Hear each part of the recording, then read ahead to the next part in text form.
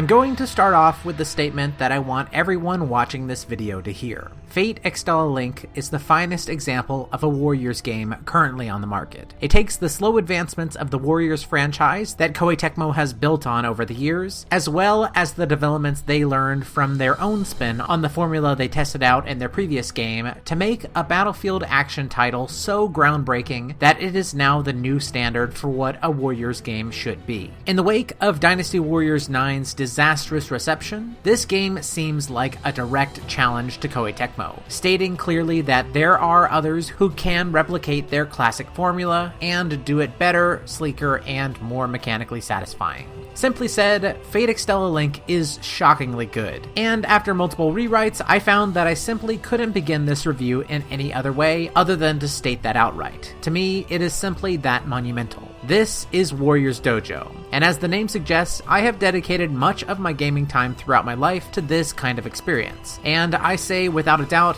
that Fate Extella Link houses the best example of Muso gameplay that I have ever seen, something which rightfully explains why I have received nearly non-stop comments recommending this game to me since around the time I began covering the Warriors franchise on my original channel. I think it'd be good to qualify exactly what makes this game so special, but I think it's best if I temper expectations a little bit. This game is not perfect. One of the biggest negatives that there is to say about it happens to be an ironic inverse compared to its predecessor, Fate Extella the Umbral Star. Extella 1 had a fantastic story and disappointing gameplay, where Extella Link has incredible gameplay and overall a very disappointing story. The setup at hand is really not that bad, and to its credit, I do think it is a lot more approachable than it was before. As the digital world of Seraph continues to expand, a new powerful threat has appeared within, which seems to have the ability to brainwash your own servants, threatening to usurp the land from right under you. I'm not going to go into what the setting is or what a servant even is here, because I already covered that in my previous video. But as written, the entire breadth of this story plays out like one of the minor early chapters of the previous game, with no greater depth to reveal later on.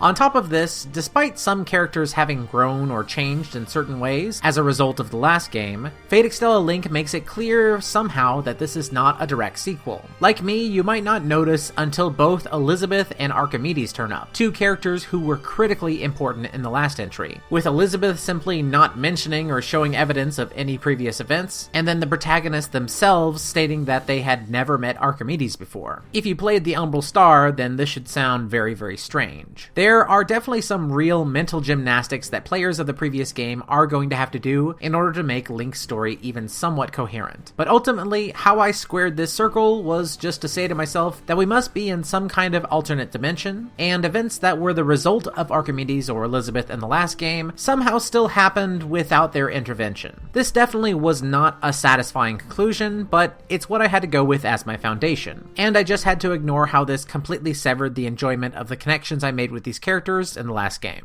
Let's jump over to how the story works for a little bit, because similar to the last game, this story does have multiple endings. But while Umbral Star did something incredibly clever with that setup, here it's all very mechanical and just very gamey. The story mode screen establishes that the events in this game take place within a 7-day span, with certain days having multiple missions which you can choose from. These missions are implied to be mutually exclusive. At the end of many missions, the game will stop to ask you how you want to proceed, but you will still proceed to the next day regardless of which option you go with. Even then, your choice isn't even permanent. You can still choose to go with the other branch when you return to the menu. It's just very weird. To unlock the whole cast of this game, you're going to have to do all of these side missions anyway. So I really don't know what is gained other than playtime of the story mode by including these alternate paths. Unlike the previous game, which kept the player blind to the twists and turns which were up ahead, Extella Link shows you up front that there are alternatives, but there will be no surprises. And up until I'd basically 100% of this game, I thought for sure at some point this screen would pan over to an extra secret ending. Yet,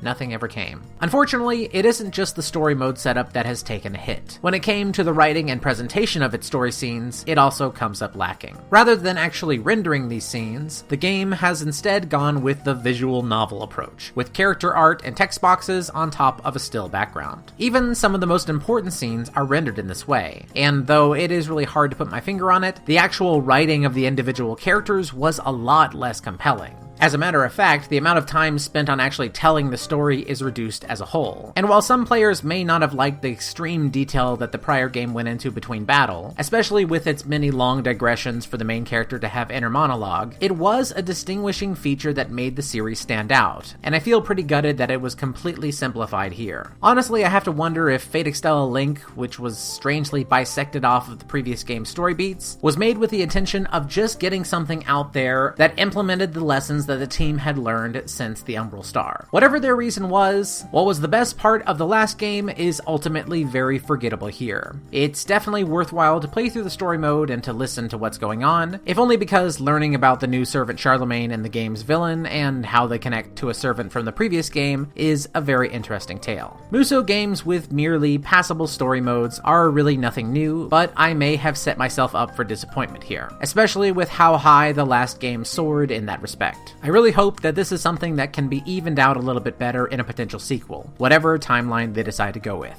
The end result is that if you want an engrossing story, you should stick to Extella 1. But if you want a damn near perfect Warriors game, go with Extella Link. As I must have made clear by now, it's incredibly easy to just start gushing when bringing up the combat mechanics here, but I'm going to try my best to take things one at a time. Containing a roster of 27 characters, Extella Link has increased its total number of playable servants by 10, but on top of just expanding the roster, each fighter has also had their moveset expanded in ways that allow them to be a lot more customizable than before. At base, each character has 4 to 6 normal attacks, which then connect into different unique attacks by adding in the finisher button at various stages. This is all pretty standard warrior stuff. On top of this, each character then has 4 slots for what are called active skills, which in a nutshell are actions that you can pull off in battle at the simple touch of a button. These include attacks, buffs, stuns, and a lot more. But after using one, it's going to go on cooldown for a long time. With 4 slots available and 7 total skills per unit, this is another area for you to customize your servant to match your own playstyle. And honestly, it's a blast finding out what each move does and using them in each battle. Despite this, they are the source of a little bit of a misunderstanding for how they're supposed to be used in the gameplay, so I'll address that right here. Active skills in this game, especially the ones with direct damage, are incredibly powerful. Other than your drive skill and noble phantasm, they're among the most powerful things that your characters can do. Even when you're at the suggested level for a battle, some of these are strong enough to wipe out the big aggressor type enemies in a single use. Normal attacks and unique attacks require time to build up to, and on top of that they seem to do far less damage, so I've been asked before what the point of them is anymore. The answer, quite simply, is rush attacks. Rush attacks are a special kind of event that trigger when you have gotten a large hit counter against a powerful type of enemy, and then hit them with an active skill. Rush attacks trigger much more frequently if you use a skill that matches your servant's class, and if you manage to pull one off, you have free reign to pummel your target until the rush is over, doing massive damage, even compared to individual attack skills. Active skills do have good damage, but when you use a mixture of everything your servant can do, you will end up being a lot more effective. It's likely for this reason that normal attacks and unique attacks have been made a lot more uniform across the cast. On top of just doing damage, they also allow you to set up for these rushes. With a return of the install skill system from the last game, a good amount of your time will be spent properly setting up your servants before battle, something which is made a lot more charming through the addition of Extella Link's menu hub area. When jumping into any battle, in the story mode or otherwise, you will start out running around your base along with your chosen servant. From here you can take in the sights, check on your servants who will be lounging around in various spots, or just go right into one of the buildings which will allow you to enter your setup. Like any good menu hub, a more traditional menu is available for those who don't want to move around, simply at the touch of the start button. Personally, I really love having this kind of area to move around in between proper gameplay. The servants that appear here between battles are randomized, something which always had me jogging around to see who was hanging out before getting into my preparation screens. This is something that I would love to see other Warriors games incorporate, especially with how much the community around this series loves gathering the available costumes in each game. Essentially, this is a character viewer that you can walk through, and let's just be honest here, whatever your preference is, this is a bunch of characters that are not so hard on the eyes. Even this one.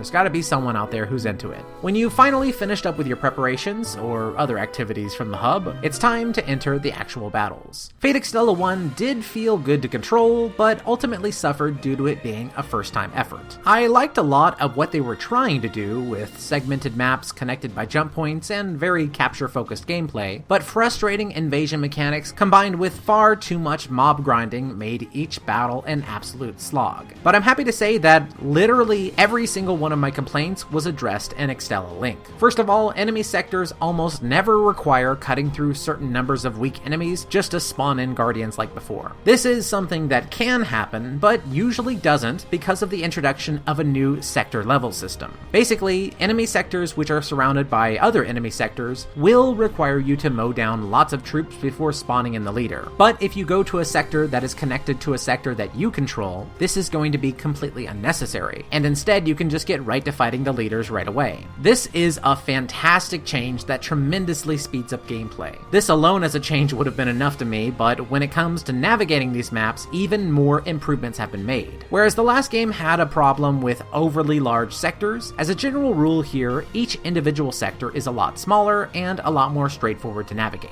On top of this, more miniature islands between sectors have now been added, which gives you a lot more jump paths to navigate the maps, something which is then complemented by an improvement to how this is displayed on the minimap, with clear, straight lines that communicate instantly where you will end up. Also added in here is a command seal function, where at the cost of 1 seal, which are basically 3 revives that you start out with on each battle, you can instantly travel to any sector that isn't blocked for a story reason. These can be used to rush back to save someone important, or just to get all the traveling over with and jump right to the boss's location at the end, as well as anything you want to use them for in between.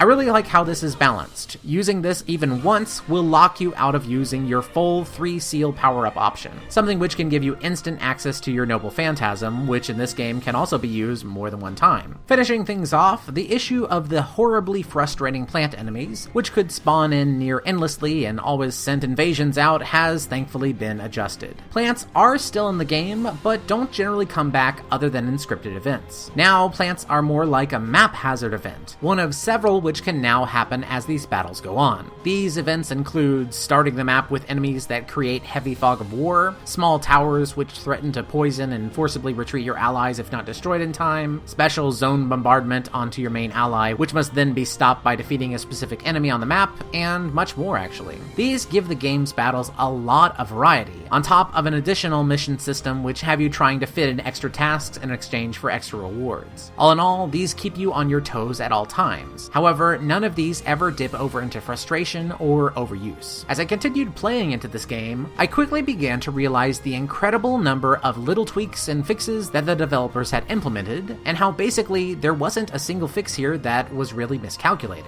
With characters that feel amazing to control, interesting fighting mechanics which reward incorporating everything that a servant can do into your own freeform techniques, along with well-constructed maps filled with exciting, ever-changing missions and conditions, Fate Extella Link did successfully capitalize on the promises of greatness that we saw in its clumsy but ambitious predecessor. If it weren't for it dropping the ball on its storytelling, I imagine I'd be able to call Fate Extella Link an utter masterpiece in every regard. As it is, simply calling it the new gold standard for how a Warriors game should be is no small achievement. Hilariously, we can already see Koei Tecmo, the creator of this whole type of game, learning from Type Moon's example. Although Dynasty Warriors 9 did have a bare-bones active skill system first, early footage of 2020's One Piece Pirate Warriors 4 has already revealed an active skill system that looks suspiciously similar to Link's. Given how well it worked here, I am all for this change, but I just hope they remember to take on this game's extreme commitment to quality over quantity as well. Playing the 2 Fate Extella games was one of the best gaming experiences I've had thus far in 2019. But while the Umbral Star got a recommendation from me with extreme qualifications, Extella Link needs nothing of the sort. A mediocre story in an action game is far less of an offense than an action game with average gameplay. And honestly, Fate Extella Link is just about the best 50 to 60 hours with a game that a Warriors lover could ever ask for. If you're planning to get this game in the wake of this review, or are somebody who already owns it and loves it, then I have very good news for you. Next up on this channel, I will be releasing a huge series of guide videos covering every single servant on the cast. I'll be going over what each character can do, which which active skills you should go with, and even giving my analysis on how they stack up against the rest of the roster.